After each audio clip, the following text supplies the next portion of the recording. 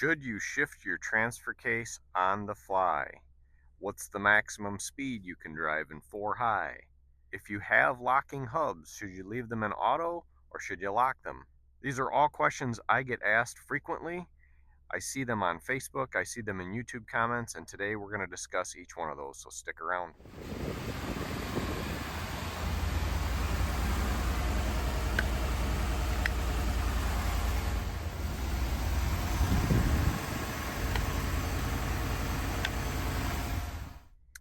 Well, good morning. It is a balmy 26 degrees here in Michigan this morning. We've got some snow on the ground and we're going to go for a little ride. So as you saw in the intro there, first thing I did before I got in my truck this morning was lock my hubs. That's for a couple of different reasons, mainly for demonstration purposes today. When we're talking about shifting on the fly with our transfer case, and by shifting on the fly I mean from 2 high to 4 high and from 4 high back to 2 high.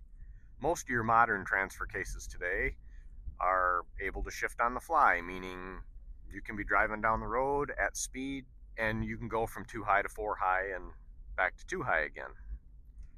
So the question is, should you? Should you shift from 4 high to 2 high or 2 high to 4 high while you're moving? So we've been doing this for years. Trucks even back into the 70s, you had a lever on the floor and you could be going down the road in two-wheel drive and see, a snowy area coming up, and you just reach down, let off the gas, pull back gently on that shifter and drop it into 4 high, lock it in. Today's transfer cases, most of them, we've got a push button on the dash or a dial, like in this Ford here. This is a 22 F350 Ford Super Duty with the 7.3 Godzilla. So I have what Ford calls an ESOF, electronic shift on the fly transfer case, meaning I'm supposed to be able to shift from two-wheel drive to four-wheel drive while I'm driving down the road. If you look in the owner's manual, it does not spell out what the maximum speed is. And because I like to back up what I say, here is a PDF of the 22 Super Duty Owner's Manual. So we will scroll down through here and find the four-wheel drive section. Four-wheel drive looks like page 228 is where we need to start. And here we go. If we scroll through here,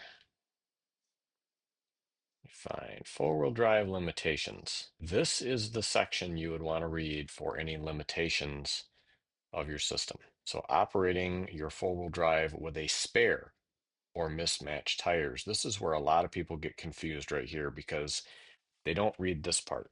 But they see this right here where it says exceed 50 miles an hour with four-wheel drive turned on. That right there is usually where people will jump on forums and say you can't drive them over 50 when you're in four-wheel drive. You're not supposed to drive it over 50 in four-wheel drive if you're running a spare tire or another tire on your truck that is a different size than the rest of them. So you'll see here in the very first section on the four-wheel drive and how does it work. If you look here at the top of the second column, it says for proper operation, make sure that each hub is fully engaged and that both hub locks are set to the same position, both set to lock or both set to auto. So then, it goes on to talk about later how to operate it. Notice that there is nothing in here that tells you that you can't shift at 60 miles an hour or that you need to be doing 45 or under. There's nothing in there that tells you that you can't do that at 80 mile an hour. Now, I wouldn't do it at 80 mile an hour if I were you. And in fact, what I'm going to talk about first is these automatic locking hubs on the Ford Super Duties. I love the fact that Ford gives you the ability to unlock your front axle, unlock those front wheels. You're not driving any of those components if you're in two-wheel drive. That's great. Saves on a little bit of gas, saves on a lot of wear and tear. But in the winter, like today, when I'm going to be going from conditions where I may or may not want four-wheel drive to back to two-wheel drive, and possibly frequently, like right now, I'll just reach down and I'm going to shift into 4 high, and it's shifting into 4 high, and I never felt a thing. I did hear a little bit of sound, I could hear it shift, but I didn't feel the engagement. Okay, that's because my hubs are locked. Because my front hubs are locked, my front wheels are tied to my front axles, which are connected in the differential carrier, going back on the pinion gear from the ring gear up into the transfer case. Front drive shaft spinning, front axles are spinning, everything's spinning. It's all, in theory, as long as I'm not spinning my rear tires when I engage four-wheel drive, it's all doing the same speed. So when I shift to four high, I'm simply engaging the four-wheel drive and locking the front and rear together. Okay, so if we're doing 40 mile an hour, everything's doing the same speed. I reach down, in theory, it all just meshes up. So here's snow, boom, back to four high, back on pavement that's, dry, boom, back to two wheel. Now, of course, I wouldn't normally be doing this. I'm doing this for demonstration purposes. I'm perfectly capable of driving the truck in the snow in two-wheel drive. Doesn't need to be in four-wheel drive, but driving these country roads like this, if it's windy like it is today, you never know when you're going to all of a sudden come up on a great big section, could be 100 yards long with, 4 to 8 inches of snow piled up in the road and a car coming at you. And by golly, you might want to get it in four-wheel drive pretty quick. So again, having those hubs locked allows me to do that, and not have any concern about doing any damage no matter what speed I'm doing. Now let's talk about the auto feature on the hubs. If my hubs were in auto and not locked manually, like they are right now, not only would my transfer case be shifting from two to four-wheel drive, we would also be energizing a solenoid under the hood that sends vacuum to those front hubs, pulling them in and locking them. So the timing of all that is where the question lies. What I envision is happening is the transfer case engages first, brings your front axles up to speed, and then your hubs lock. Okay, so you're relying on technology, vacuum, mechanical components to all do their job correctly, and providing you're not spinning your rear tires and everything's moving smoothly, it should all engage no problem. And it usually does. However, I can tell you from experience that if I'm driving my truck doing 35, 40 mile an hour and I flip to four high and my front hubs are set to auto, I feel a jolt. That jolt is the sudden start of movement of your front drive shaft and your front axles. They just went from 0 mile an hour or 0 RPM to whatever speed your rear drive shaft is doing. That's the jolt you're feeling. So that gets everything up to speed, then your hubs lock in. If your hubs are already locked, like mine are right now because I manually locked them before I left the house, all those components are already spinning, and when I flip to four high, it just locks it all together seamlessly. I feel nothing. So when we talk about shift on the fly, there's a way to do it that is more friendly to your truck and your transfer case, and then there's the way you just can do it following the owner's manual. Another reason that supports locking those hubs manually is just weather conditions in general. So um, if you're driving in deep snow or just nasty conditions, why take the chance of a hub letting you down in auto, especially if let's say you've slid into a snowbank, you were in two-wheel drive and got sucked in off the side of the road, maybe you got ran off the road, it does happen. Occasionally you'll get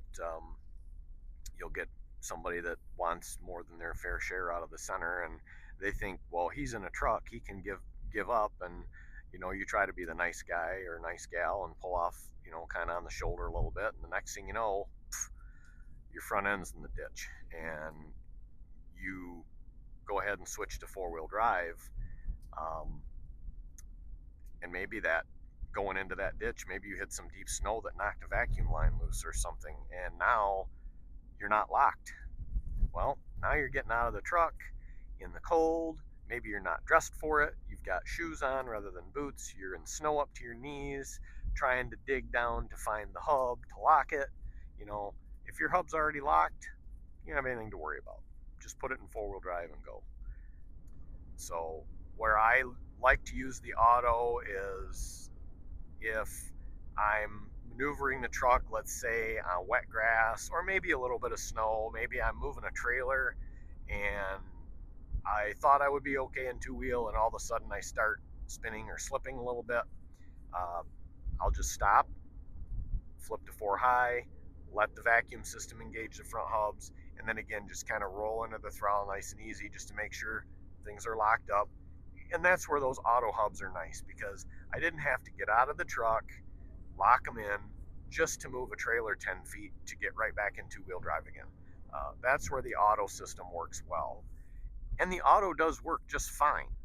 I prefer when I'm using auto to not be moving real fast, if at all. I'd almost prefer to just be crawling or at a stop, engage four-wheel drive, and then when I take off, just kind of take it easy and make sure things are all locked up too. So if you're new to four-wheel drives and you haven't been doing this for 20, 30, 40 years like a lot of us, you probably have these questions. And so it really comes down to using your best judgment with your particular vehicle, looking at your owner's manual and seeing if it tells you a maximum speed or not. In my case, again, no maximum speed is spelled out. Boy, this road is terrible. I picked an awful road to film on. No maximum speed is spelled out, but I can tell you in my personal truck that I like how things work better if my hubs are locked. And quite honestly, I am not afraid to shift between two high and four high at say 60 mile an hour if I feel the need to, as long as my hubs are locked. I won't do it if they're not locked.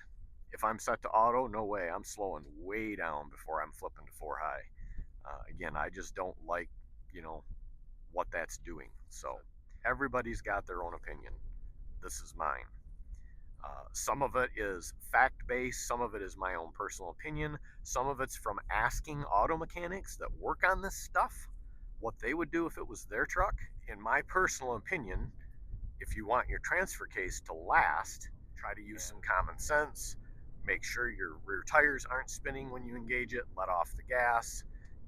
Read your owner's manual for your specific vehicle. If you're not sure,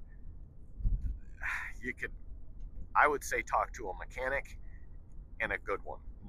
Don't talk to your sales guy. They don't know.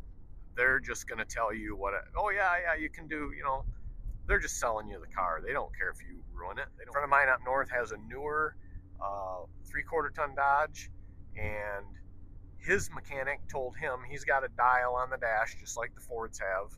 His mechanic told him that if he wants his transfer case to last, to stop the vehicle, put it in neutral whenever he shifts to four-wheel drive. Not just four low, but even four high. I don't know enough about that Dodge and how it works to explain that mechanic's reasoning for that. Maybe he's just being extra cautious. Maybe he knows something we don't. So even though they say they're shift on the fly, it's important to know your vehicle and talk to somebody that can explain to you what may or may not be occurring when you're shifting in and out of four-wheel drive.